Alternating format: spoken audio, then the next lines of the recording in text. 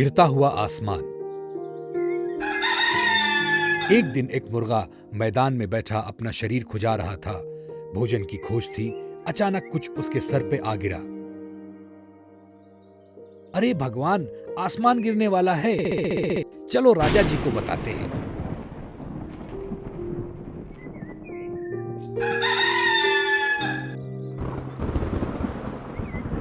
मुर्गा जा ही रहा था कि उसे एक बोगला मिला।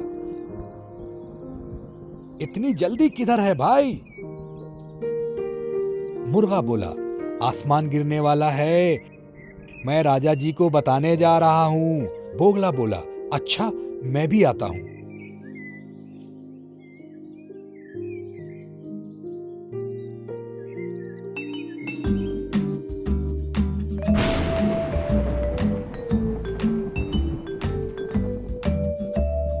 दोनों सरपट तेजी से भागे और रास्ते में खरगोश मिला। अरे किधर जा रहे हो?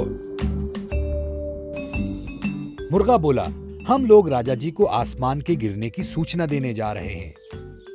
जल्दी चलो जल्दी, हमारे पास वक्त बहुत कम है। चलो चलो जल्दी चलो। खरगोश बोला, अच्छा अच्छा, मैं भी चलता हूं। बोगला, मुर्गा, खरगोश तीनों राजा जी के महल की ओर कूच कर गए। रास्ते में बिल्ली मिली। इतनी जल्दी जल्दी किधर जा रहे हैं? मुर्गा बोला, अरे पगली, आसमान गिरने वाला है, हम लोग राजा जी को ये बताने जा रहे हैं। बिल्ली बोली, अरे अरे अरे, रुको रुको रुको, मैं भी आती हूं। मुर्गा, बोगला, खरगोश और बिल्ली सब राजा जी के महल की तरफ जल्दी जल्दी भागने लगे। रास्ते में भेड़ मिला। अरे किधर इतनी जल्दी में तुम लोग भाग रहे हो? अरे तुझे पता है आसमान गिरने वाला है और हम लोग राजा जी को ये बताने जा रहे हैं। भेड़ बोला, मैं भी आता हूं तुम लोगों के साथ। मुर्गा, बोगला, खरगोश, बिल्ली और भेड़ सब राजा जी से मिलने निकले और रास्ते में उन्हें भेड़िया मिला।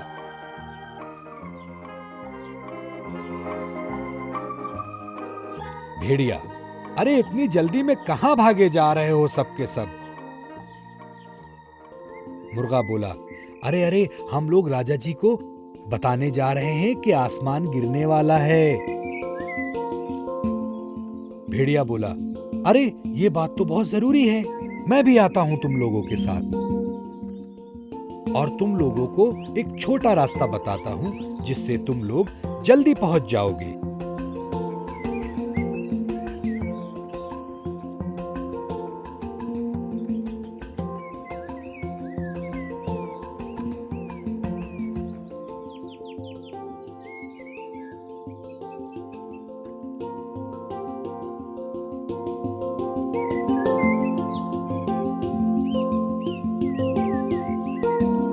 भेड़िया आगे आगे और बाकी सब पीछे पीछे और भेड़िया उन्हें एक गुफा में ले गया।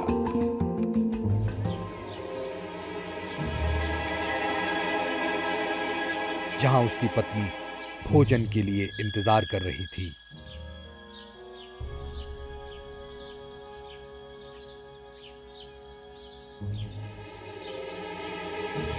सबसे अंत में मुर्गा अंदर गया। तब तक खरगोश, बिल्ली, भेड़, बोगला सब भेड़िया और उसकी पत्नी का भोजन बन चुके थे।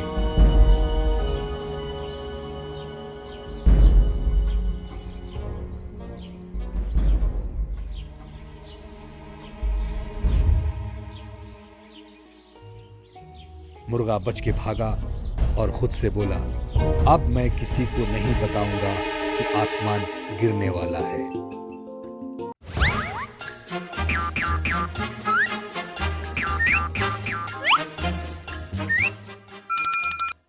शेर की खाल में गधा। बड़े दिनों पहले की बात है। एक गधा था।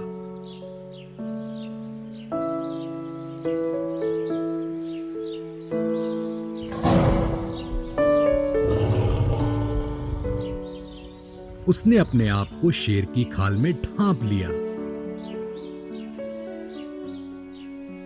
बाकी लोग उससे डरने लगे। सोचा कि गधा असली शेर है।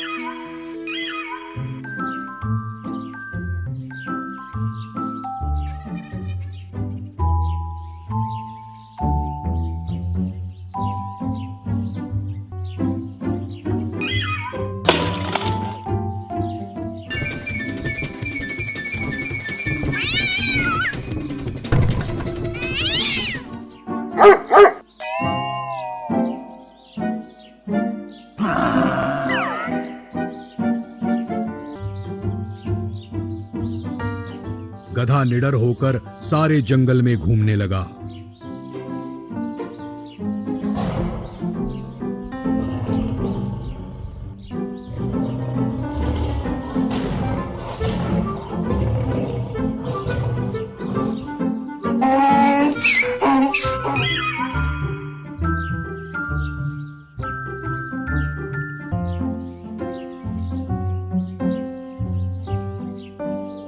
एक दिन गधे को तेज छींक आई और शेर की खाल उसके बदन से उड़ गई। उसकी पोल सबके सामने खुल गई। सारे लोग बोले, अरे हम तो इसे शेर समझते थे, ये तो गधा निकला। गधे को गांव से बाहर निकाल दिया गया।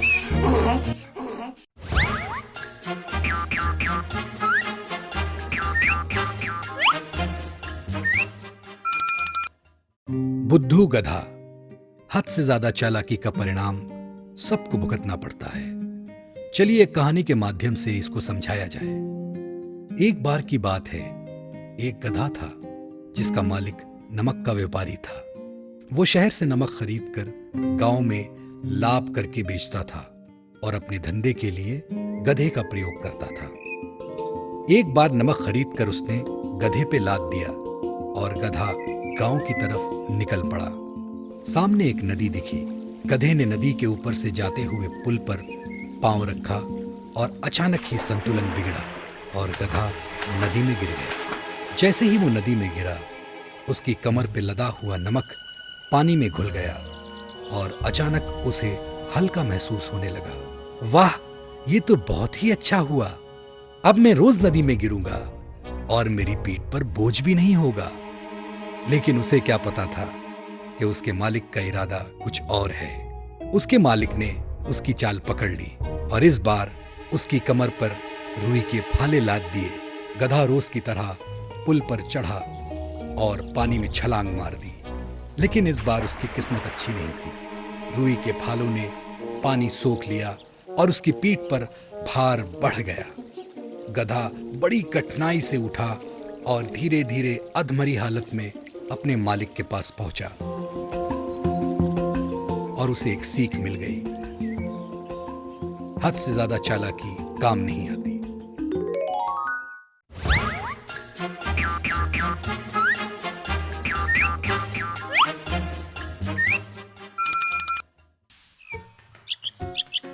एक बार की बात है, जंगल में एक लोमड़ी थी जिसका नाम गुमाया था। वो कई दिनों से भूखी थी। चमकते सूरज की गर्मी तले लोमड़ी धीरे धीरे चल रही थी। भूख से मुंह में पानी आ रहा था। वाह, खाना मुझे चाहिए। कितने दिन हो गए खाना नहीं खाया। तभी उसकी नजर एक खरगोश पे पड़ती है जो बड़ी मस्ती से गाजर चबा रहा होता है। उसको लोमड़ी के पास होने का बिल्कुल पता नहीं होता।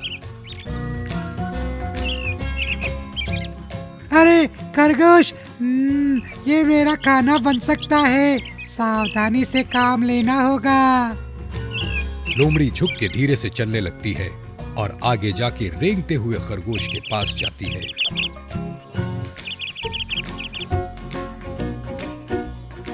झाड़ के पास छुप के खरगोश के पीछे खड़ी हो जाती है। खरगोश को आवाज आती है और वो इधर उधर देखने लगता है। अरे ये कैसी आवाज है? खरगोश उठता है और लोमड़ी झाड़ से बाहर आती है और खरगोश के पीछे अपने बदन को सिकोड़ कर खड़ी हो जाती है। खरगोश दाएं देखता है, लोमड़ी बाएं खिसक जाती है। खरगोश बाएं देखता है, लोमड़ी दाएं खिसक जाती है। खरगोश को शक होता है और वो मुड़ता है। लोमड़ी खरगोश पर आक्रमण करती है। खरगोश लोमड़ी के मुंह में दांतों के बीच गाजर अटका देता है। लोमड़ी फंसी हुई गाजर से संघर्ष करती है। उतने में खरगोश भाग जाता है। बड़ी कठिनाई के बाद लोमड़ी अपना मुंह बंद कर गाजर को तोड़कर गिरा देती है।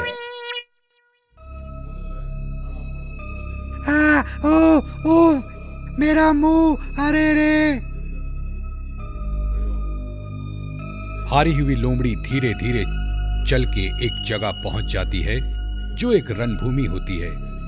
हथियार यहां वहां बिखरे होते हैं।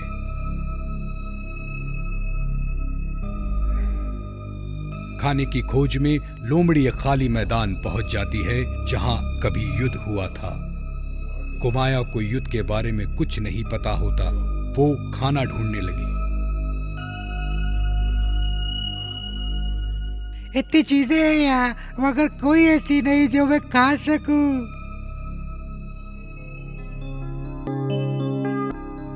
वो एक चमड़े की बेल्ट चबाने लगती है। छी, थू, क्या है ये? थू। थोड़ी देर आगे चल के वो और कमजोर हो जाती है और तुरंत चारों पांव फैला के जमीन पर सो जाती है। अचानक एक धड़ाम सी आवाज उसे जगा देती है। क्या है ये आवाज? कहां से आई? धम धड़ाम की आवाज से लोमड़ी भाग के झाड़ के पीछे छुप जाती है। धीरे धीरे झाड़ हटाकर लोमड़ी अपना सर बाहर निकालती है। आई। आवाज के कम होने से उसका भय कम होता है और खुल के अपने बदन को फैलाकर दाएं बाएं देखती है और कुछ सूंघने लगती है। मुझे खाने की सुगंध आई, चटपटा खाना। सूंघते हुए वो एक नगाड़े के पास जाती है। फिर दिल में शंका आती है। पास जाकर फिर सूंघती है। फिर पूरे विश्वास होने पर छलांग नगाड़े के ऊपर लगाती है। धड़ाम धड़ाम आवाज आती है। भूत, भूत, भागो, भूत। तेजी से दौड़ के पेड़ के पीछे छुप जाती है। सांस फूल जाती है और हाँफने लगती है। फिर धीरे से बाहर आके नगाड़े को देखती है। सब कुछ शांत होता है। फिर धीरे से नगाड़े के पास जाती है। कौन हो तुम? इस जंगल में तुम्हारा क्या काम? नगाड़ा शांत होता है। जवाब दो, मैं आक्रमण करूंगी। नगाड़ा शांत होता है। गुस्सा होके फिर छलांग लगाती है। फिर धड़ाम धड़ाम की आवाज और फिर वापस कूद जाती है। जैसे ही दौड़ने की तैयारी करती है, मुड़ के एक बार पीछे देखती है। फिर करीब जाती है और अपने पंजे से नगाड़े पर वार करती है और वही धड़ाम की आवाज। इस पे तो कोई भी चीज की धमक से आवाज आती है। फिर वो छलांग लगाती है और नगाड़ा पीटने लगती है। अचानक नगाड़ा हिलने डुलने लगता है और हिल डुल कर गिर जाता है। नगाड़ा घूमता हुआ गिरता है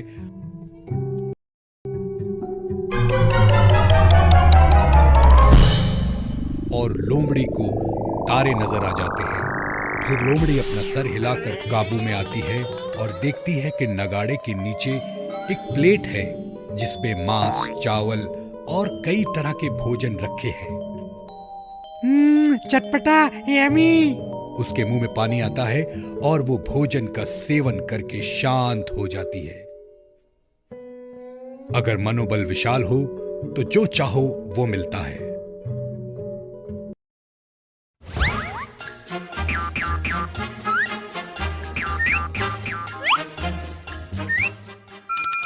मुर्गी का केक किसको चाहिए? एक बार एक मुर्गी थी जिसके 5 चूजे थे।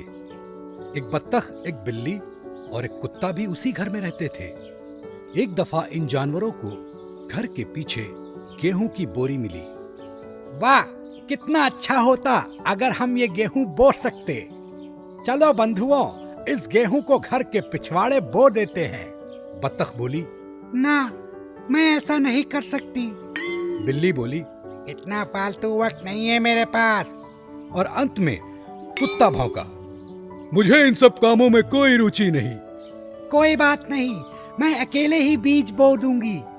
ये बोलकर मुर्गी काम पर लग गई। उसने बीज बोकर पानी से सींचा और शुरू कर दिया। देखते ही देखते बीज अच्छा पौधा बन गया। देखो मेरे मित्रों, बीज कैसे पौधे में परिवर्तित हो गया। चलो अब मिलकर फसल काटते हैं। बत्तख बोली, ना, मुझसे नहीं होगा।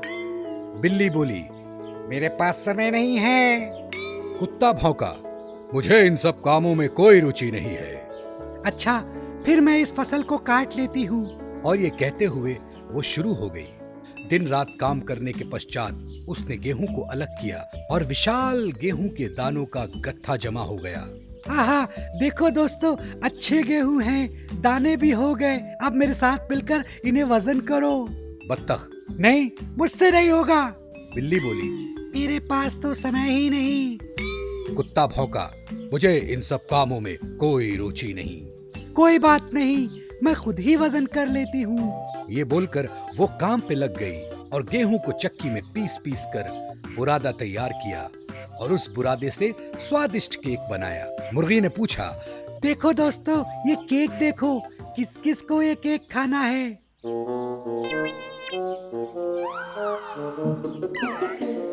बत्तख बोली, मुझे। बिल्ली चिल्लाई, मुझे भी, मुझे भी। और कुत्ता भौंका, मुझे ढेर सारा चाहिए। मुर्गी जोर से हंसते हुए बोली, किसी ने मेरी सहायता नहीं की। इस बीज को बोने में कोई आगे नहीं आया, किसी ने हाथ नहीं बढ़ाया। कितनी मुश्किल से मैंने कठिन परिश्रम करने के बाद इस चक्की में पीस पीस कर स्वादिष्ट केक के लिए बुरादा तैयार किया और अब केक तैयार हो गया तो सबको चाहिए। जाओ, चले जाओ, मैं किसी को नहीं दूंगी। इसे मैं और मेरे बच्चे खाएंगे।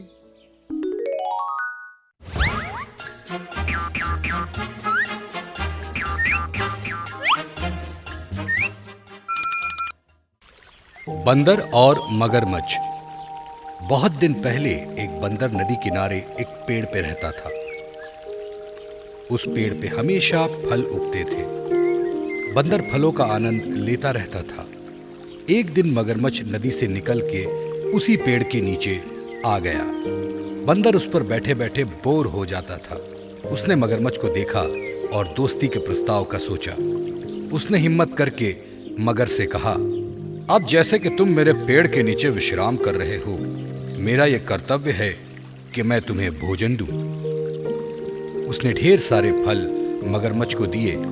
मगरमच्छ ने फलों का सेवन किया, भर पेट खाया और धन्यवाद बोल के निकल गया। मगरमच्छ बार बार वहां भोजन के लिए आने लगा और बंदर ने एक अच्छे मेहमान नवाज की तरह उसको भोजन परोसना शुरू किया और वो अच्छे दोस्त बन गए। एक बार मगरमच्छ ने अपनी पत्नी के लिए भोजन मांगा। ढेर सारे फल उसकी पत्नी के लिए दिए और ये सब मगरमच्छ ने अपनी पत्नी को भी बताया। पत्नी ने बड़े चाव से भोजन खाया और बोली, अगर ये फल इतने स्वादिष्ट हैं, तो इनको खाने वाला बंदर कितना स्वादिष्ट होगा। क्या तुम उस बंदर का दिल मेरे लिए नहीं ला सकते? मगरमच्छ बोला, प्रिय, वो सब मेरे दोस्त हैं और मैं ऐसा कैसे कर सकता हूं? पत्नी क्रूर थी, उसने मगरमच्छ को कैसे भी करके मना लिया और कहा, मैं अब बंदर का दिल ही खाऊंगी। मगरमच्छ बेचारा निकला, थोड़ा परेशान, थोड़ा दुखी। वो सोच रहा था ये बात वो कैसे कहेगा, और आखिर उसने एक विधि निकाली। मगरमच्छ बोला, यार मेरी पत्नी ने मुझे बहुत डांटा। वो बोली, इतना अच्छा दोस्त है, घर क्यों नहीं लाते, कभी हम लोग भी उसे खाना खिलाएं, मैं भी उससे मिलना चाहती हूँ। बेचारा बंदर झांसे में आ ही गया, मगर उसने पूछा, मैं पेड़ का वासी हूँ, मुझे तैरना नहीं आता, मैं कैसे जाऊंगा। मगरमच्छ बोला, कोई बात नहीं, तुम मेरी मजबूत पीठ पे बैठकर चलना। बंदर को मारने के इरादे के साथ मगरमच्छ उसे पीठ पे बैठा के चल दिया। रास्ते में गहरा पानी था। बंदर ने धीरे धीरे जाने को बोला। गहरे पानी के बीच जाकर मगरमच्छ ने राज खोल दिया। उसने कहा, मेरी पत्नी तुम्हारा दिल खाना चाहती है, इसलिए मैं तुम्हें लेके जा रहा हूँ। उसका कहना है, जो फल तुम खाते हो वो इतने स्वादिष्ट हैं, तो तुम्हारा दिल कितना स्वादिष्ट होगा। बंदर ने तुरंत पैंतरा बदला। प्यारे मित्र, ये बात तुमने मुझे पहले क्यों नहीं बताई? मैं अपना दिल बचा के रखता हूँ पेड़ के नीचे, ताकि उसे कोई मांगे तो मैं दे सकूं। मेरे लिए ये सम्मान की बात है कि तुम्हारी पत्नी ने मेरा दिल खाना चाहा। चलो चलो वापस चल के लेके आते हैं। बुद्धू मगरमच्छ खुश हो गया और तुरंत पीछे की तरफ मुड़ा और तैरने लगा वापस पेड़ की तरफ। पेड़ के पास आते ही बंदर पीठ से उछलकर पेड़ की तरफ जा पहुंचा। मगरमच्छ बोला, क्या हुआ, इतनी देर क्यों लगा रहे हो अपना दिल लाने में? बंदर बोला, मेरे प्रिय दोस्त, तुमने मुझे धोखा दिया। क्या कोई अपना दिल पेड़ के नीचे छुपा सकता है? देखो, मैंने तुमको अपना दोस्त माना, लेकिन तुमने अपनी बीवी के कहे में आके मुझे धोखा देने की सोची और खुद धोखा खा गए। मगरमच्छ शर्मिंदा होकर वहां से चला गया। कहानी का सार, समय पर दिमाग चलना बहुत जरूरी है।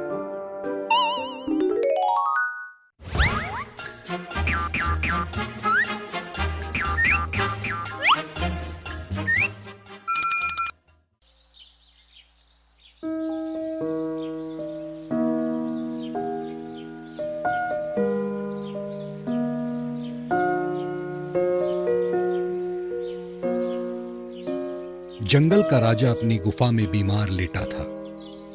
बाकी के जानवर उससे मिलने की जल्दी में थे। शेर को गुस्सा आ जाता अगर कोई उससे मिलने ना आता। एक बार यह हरकत लोमड़ी ने की। भेड़िया लोमड़ी से नफरत करता था और अपने आप को ज्यादा सियाना समझता था।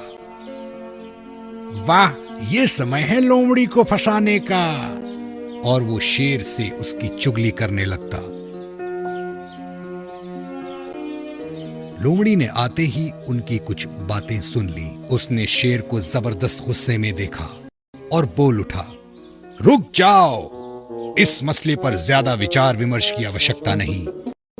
मेरे पास जंगल के राजा का इलाज है। यदि वो भेड़िए की खाल अपने शरीर पर लपेट ले तो उसकी बीमारी ठीक हो सकती है। तेज दहाड़ के साथ शेर ने भेड़िए पर हमला करके उसको ध्वस्त कर दिया और उसकी खाल पहन ली। लोमड़ी सारे जानवरों से बोली, शेर को खुश करने के लिए भेड़िया इससे अच्छा और क्या कर सकता था।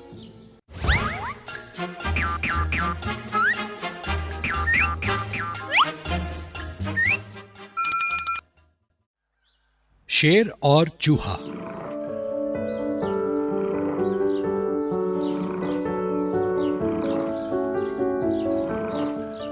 एक बार एक शेर था और वो जंगल में आराम से सो रहा था।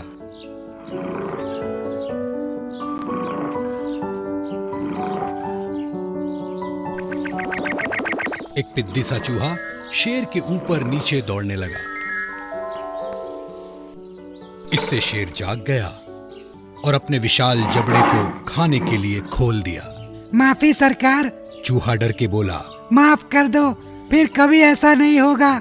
यदि आपने इस बार छोड़ दिया तो मैं आपका उपकार कभी नहीं भूलूंगा और हो सकता है कि मैं आपके काम आ जाऊं। शेर उसके कहे में आ गया और अपना पंजा उस पर से हटा लिया। कुछ दिन बाद कुछ शिकारियों ने शेर को धर दबोचा और एक पेड़ के तने से बांध दिया और फिर एक बड़ी गाड़ी में उसे चिड़ियाघर ले जाने का इंतजाम किया। वहीं से चूहा गुजरा। उसने सब देखा और तुरंत शेर के पास जाके उसकी रस्सियों को काटकर खोल दिया।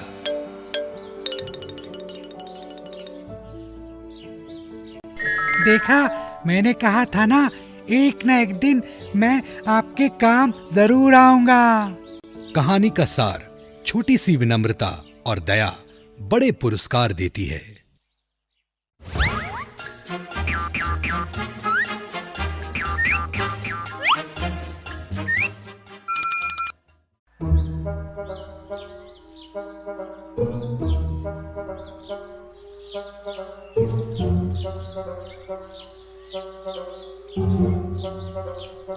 सर्दियों के दिन थे। एक लोमड़ी बहुत ही भूखी थी।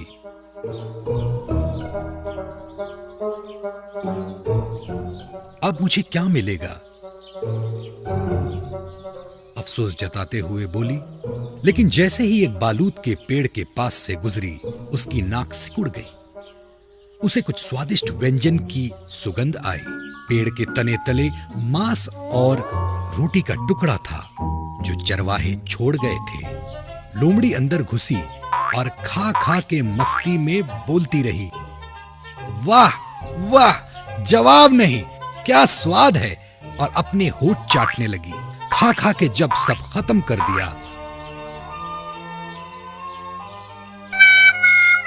तो पेड़ के तने से बाहर निकलने का सोचा, लेकिन तब तक लोमड़ी का पेट फूल चुका था और उस पेड़ के तने में फंस गई। ये देखकर मक्खियां हंसने लगी और उसका मजाक उड़ाने लगी। मक्खी ने कहा, तुम तब तक फंसे रहोगे जब तक फिर से पतले नहीं हो जाते। और जब तक लोमड़ी दुबली हुई, उसको फिर से भूख लगाई।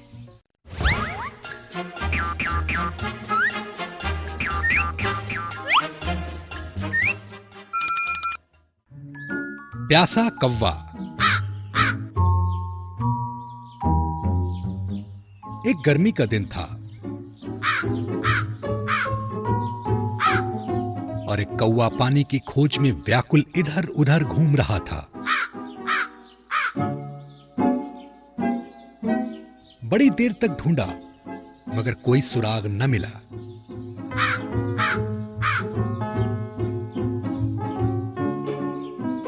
अंत में उसने आशा ही खो दी। अचानक एक पानी का बर्तन उसने देखा। वो तुरंत उस बर्तन के पास गया, देखने के पानी है भी कि नहीं। उसे जरा सा पानी दिखा जो उसकी प्यास मिटा सकता था। कौवे ने पहले उस बर्तन में अपना सिर घुसाया, लेकिन बर्तन का निकास बहुत ही छोटा और पतला था। कौवे ने बहुत सोचा, इधर उधर नजर घुमाई और कुछ छोटे छोटे पत्थर और कंकड़ियां दिखी। फौरन उसका दिमाग दौड़ा। उसने कंकड़ियों को चुनकर उठाना शुरू किया और उसे पानी के बर्तन में एक एक करके डालना शुरू किया।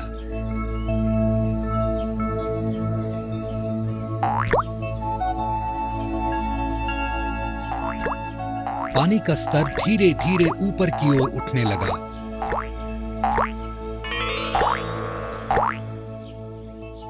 और अंत में कौवे को पानी पीने को मिला। कहानी का सार, कोशिश अगर करते रहें तो हर समस्या का हल मिलता है। दोस्तों, पसंद आया ना? ऐसे ही प्यारे प्यारे लाजवाब वीडियोस देखने के लिए प्लीज आपके मम्मी पापा से सब्सक्राइब करने के लिए कहिए ना। हम और भी मजेदार वीडियोस आपके लिए ला रहे हैं। तब तक के लिए शुक्रिया। फिर मिलेंगे।